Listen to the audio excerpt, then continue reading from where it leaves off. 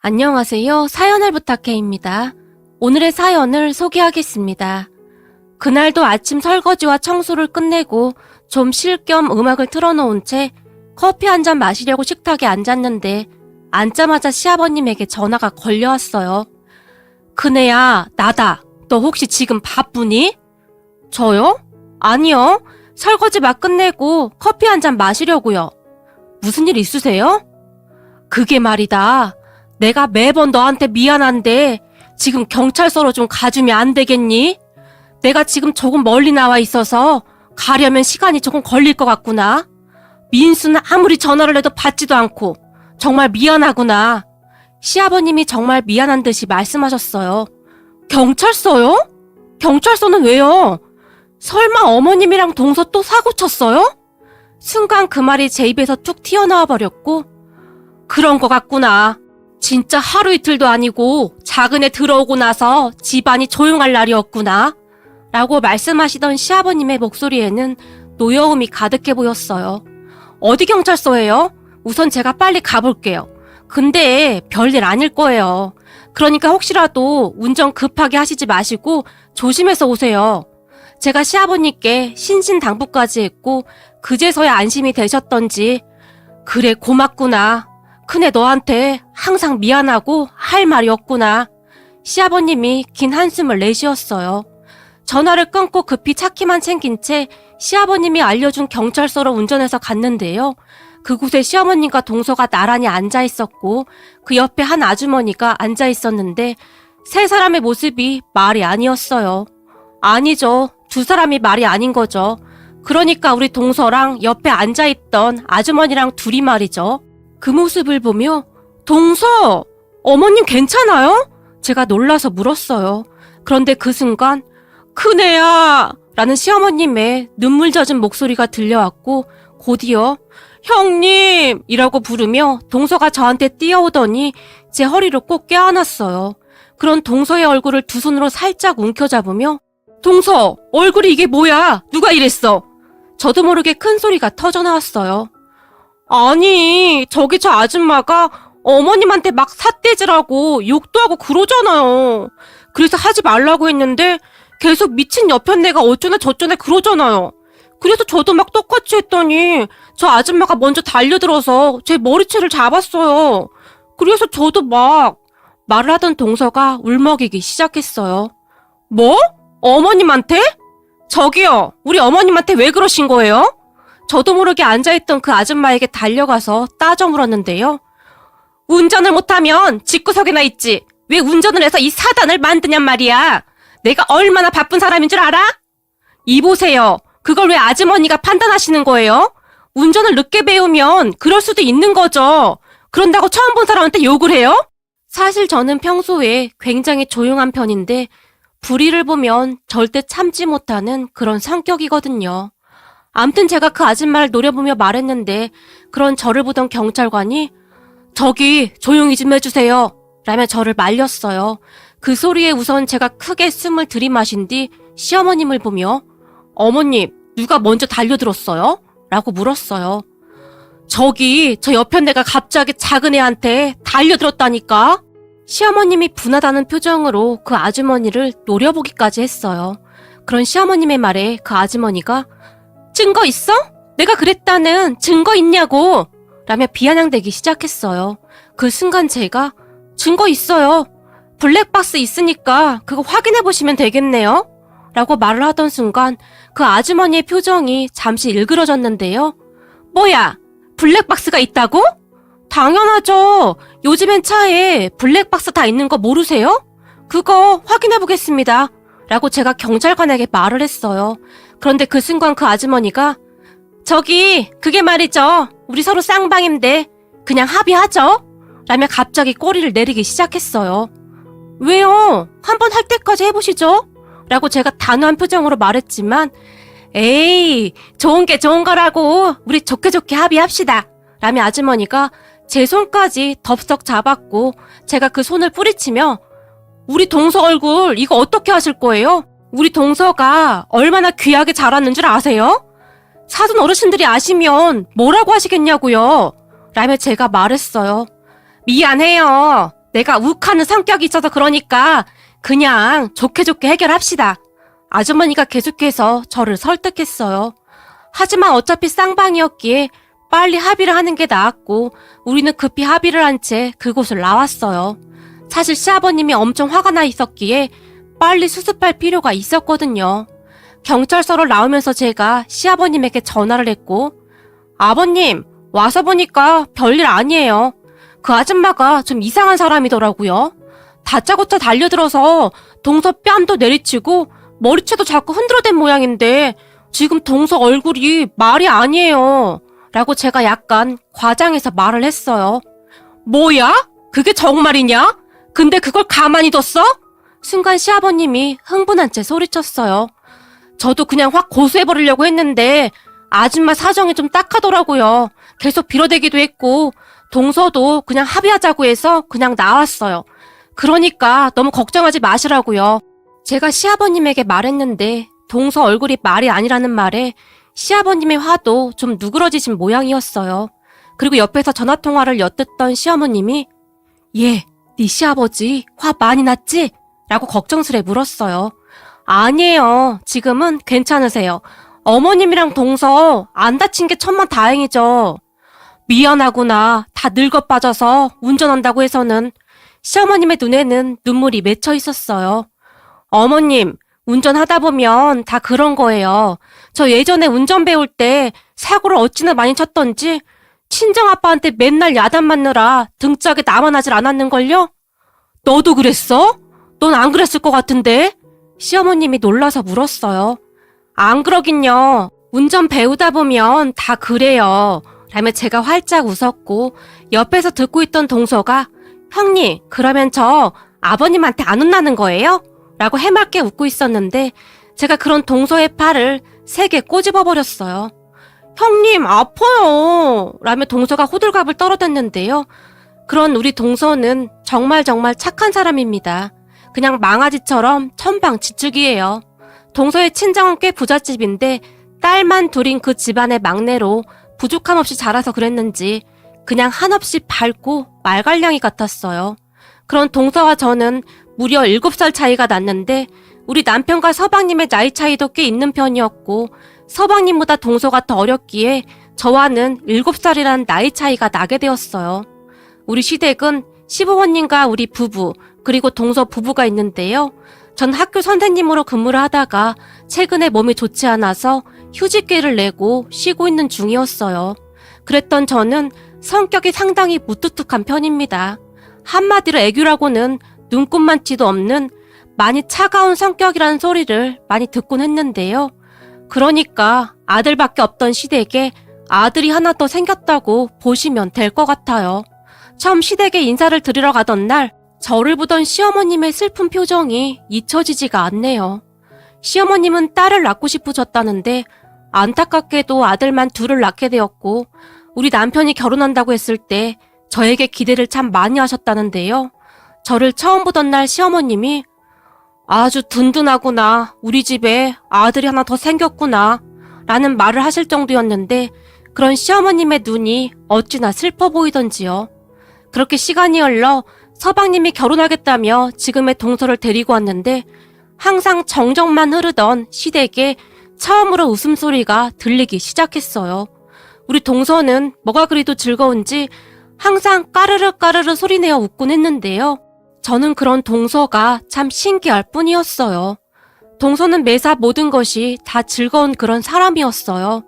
그동안 삶을 살아오면서 저는 매사 무엇인가에 쫓기듯이 경쟁하면서 그렇게 살아왔는데 동서는 그냥 하루하루가 즐거운 그런 사람이었어요. 문득 동서가 처음 시댁에 인사 오던 날이 생각나네요. 시댁 가족들 모두 워낙 무뚝뚝했기에 다들 아무 말도 없이 앉아서 과일에다 차를 마시고 있었는데요. 가족들을 보며 동서가 근데요, 제가 마음에 안 드세요? 라며 뜬금없이 물었어요. 그런 동서를 우리 모두 놀라서 바라봤고 시아버님이 그게 무슨 말이냐? 네가 마음에 안 드냐니? 아니 그렇잖아요. 저한테 뭐 궁금한 거 그런 거 없으세요? 전 할 말이 엄청 많은데요. 어제 밤새 종이에 적어왔어요. 여기 보세요. 제 주머니에 있어요.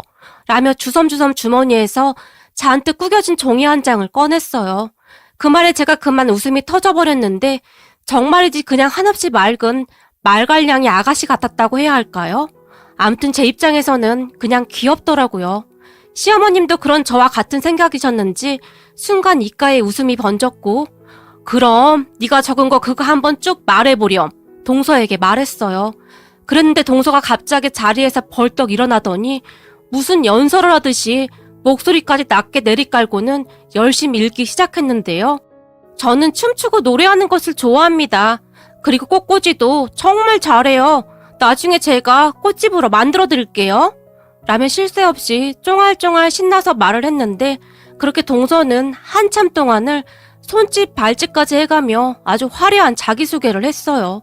그리고 그런 동서를 가족들 모두 웃음을 꾹 참으며 바라봤는데 특히나 우리 시어머님은 얼굴이 새빨개질 정도로 웃음을 참고 계셨어요. 사실 그전부터 우리 시어머님에게 약간의 우울증이 찾아왔었고 많이 힘들어하던 시간이었어요. 시어머님은 항상 한숨을 내쉬면서 사는 낙이 없다 라며 멍이 창밖을 내다보시거나 하루 종일 잠만 주무시기도 했거든요. 그랬는데 정말이지 어디로 튈지 모르는 둘째 며느리를 보며 너무나 신기한 듯 관찰을 하실 정도였어요. 그렇게 서방님 부부가 결혼을 했는데 그 뒤 시어머님과 동서는 마치 커플처럼 다니면서 약간의 문제를 일으키고 다녔기에 시아버님의 신기가 아주 불편할 수밖에 없었는데요. 사실 따지고 보면 큰 문제는 아니었지만 이게 하루 이틀 반복되자 시아버님의 목소리가 점점 높아지기 시작했고 나중에는 집안이 떠내려가라 소리까지 지르게 되었어요.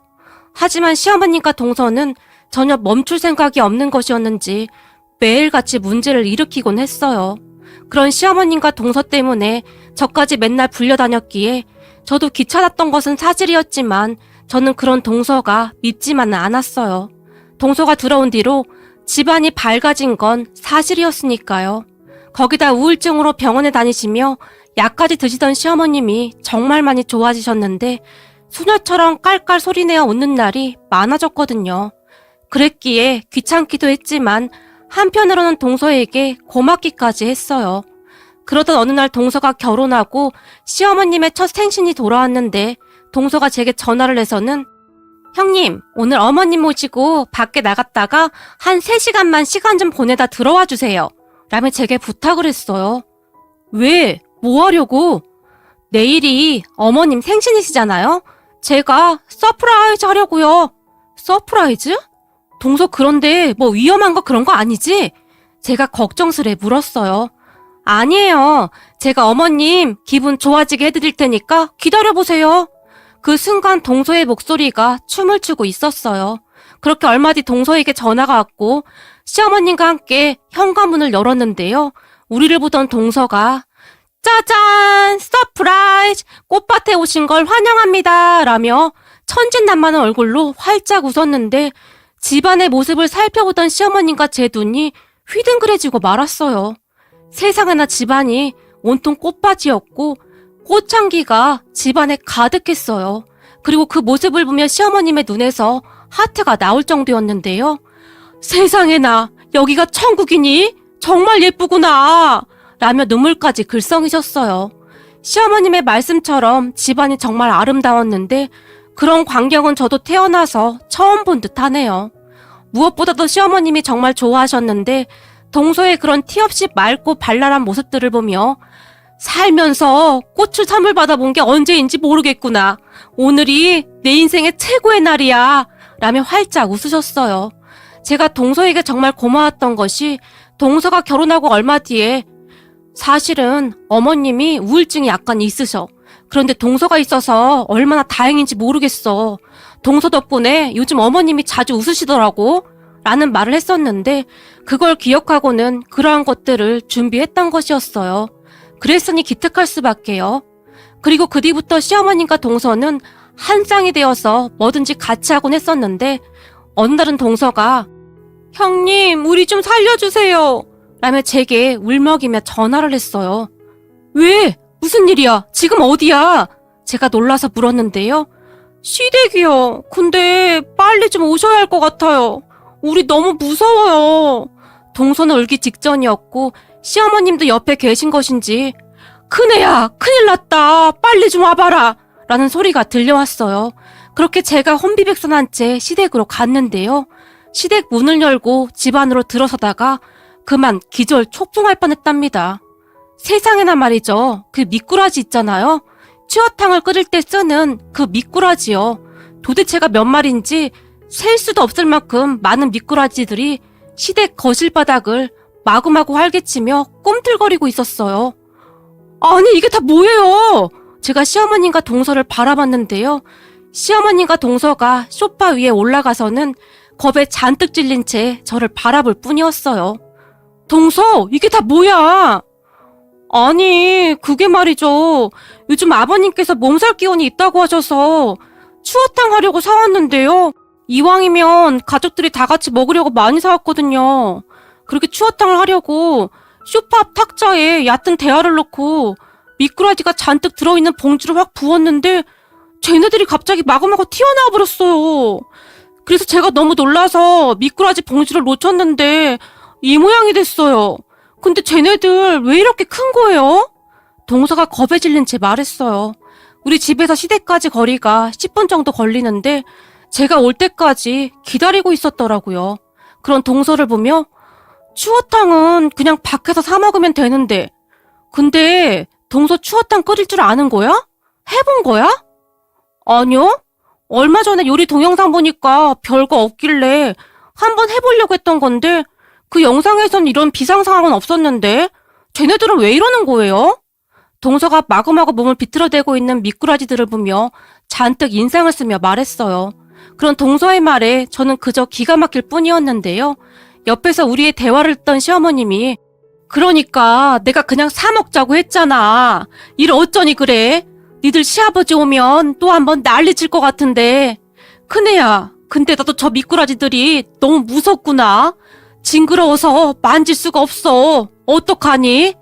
그렇게 시어머님과 동서는 소파 위에 선 채 저만 바라보고 있었고 그 모습에 그저 어이가 없어서 저는 웃음만 나왔어요. 그러다가 제가 난장판이 된 그 모습을 휴대폰으로 촬영하고 있었는데 지금 이 와중에 그건 왜 찍는 거야?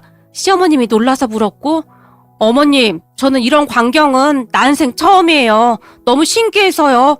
라며 제가 큰 소리로 웃고 말았어요. 그리고 우선은 고무장갑을 낀 채 용감하게 거실 바닥을 휘젓고 다니는 미꾸라지들을 잡기 시작했는데 그런 저를 보며 동서가 우와, 우리 형님 짱이다! 라며 박수까지 쳤어요. 그런데 미꾸라지들이 왜 그리도 미끄러운지 잘 잡히지도 않았고 도대체가 얼마나 많이 사온 것인지 잡아도 끝이 없었어요. 그 와중에 집안에 비린내가 진동해서 이건 뭐 난장판도 그런 난장판이 없었어요. 그렇게 제가 미꾸라지들을 큰 비닐봉투에 담아서는 이거 누구 가져다 주던지 해. 난 추어탕 못 끓이니까 라며 동서에게 말을 했고 동서가 미꾸라지 같은 비닐봉투를 살며시 들더니 친정 엄마한테 갖다 드릴게요 라며 급히 나갔어요. 동서 친정이 시댁에서 차 타고 30분이면 가는 거리였기에 동서가 그걸 가지고 급히 친정으로 갔는데요. 그런데 미꾸라지를 가지고 친정으로 간 동서 말에 의하면 사돈 어르신도 깜짝 놀란 채 기겁을 하셨다는데요. 그걸 그냥 던져두다시피 하고 도망 나왔다고 하네요. 도대체 사돈 어르신은 무슨 잘못이란 말입니까?